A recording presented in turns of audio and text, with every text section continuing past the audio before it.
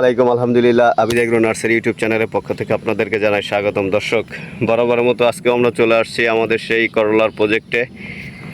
তৃতীয়বারের মতো করলা হারভেস্ট করতেছি। আলহামদুলিল্লাহ দেখেন এইখানে হারভেস্ট হচ্ছে।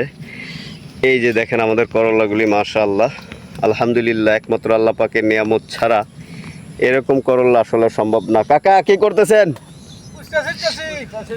আসেন এদিকে, আসেন এদিকে, আসেন একটু দেখান আমাদেরকে। আসেন, করলা কেমন ধরছে? আলহামদুলিল্লাহ ভালোই ধরছে। আলহামদুলিল্লাহ খুবই চমৎকার, আল্লাহ পাকের নিয়ামত।